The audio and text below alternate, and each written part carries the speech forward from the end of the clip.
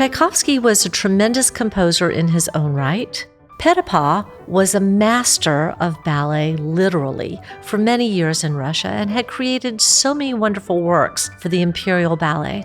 The head of the theater thought a collaboration between the two gentlemen would be something really spectacular and special. Their first collaboration was The Sleeping Beauty. Along comes The Nutcracker, based on the story by E.T.A. Hoffmann, shortened down to be a 2-act ballet. Petipa had very clear opinions about how things should work. He felt that the music should be created to match the choreography. Mind you, at this point in time, that was not an abnormal thing.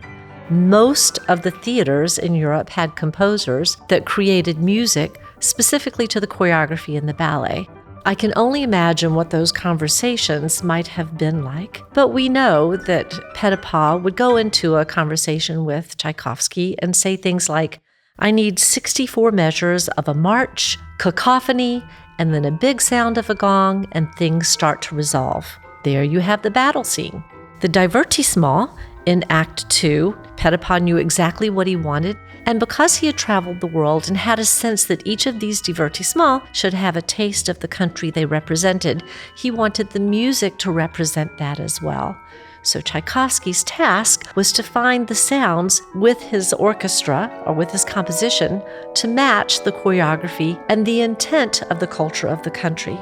In Petipa's travels, he had discovered or found an instrument called the celesta. He was so excited about it, he wrote back to Tchaikovsky and said, I found the perfect instrument. It sounds like tinkling bells. It needs to be for the Sugar Plum Fairy. So every time she arrives on stage, I'd like this particular instrument to play.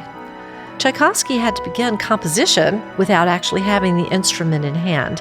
But he didn't want anybody to know about this. Petipa and Tchaikovsky decided to keep this particular instrument under wraps, and it was to be unveiled in Russia with the Nutcracker. So that lovely little sound you have is a totally different instrument, brand new to Russia at that point in time, for this composition called the Nutcracker. I mentioned earlier that this was not the most popular ballet upon presentation. Petipa's idea had been to use children in the main children's parts, and that was generally not an accepted practice. However, it became a very popular thing, and nowadays you see that all over the world, children playing children's parts.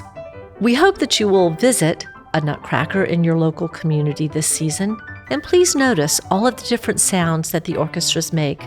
Perfect melding of choreography, scoring, orchestration, and dancers, presenting a beautiful holiday tradition.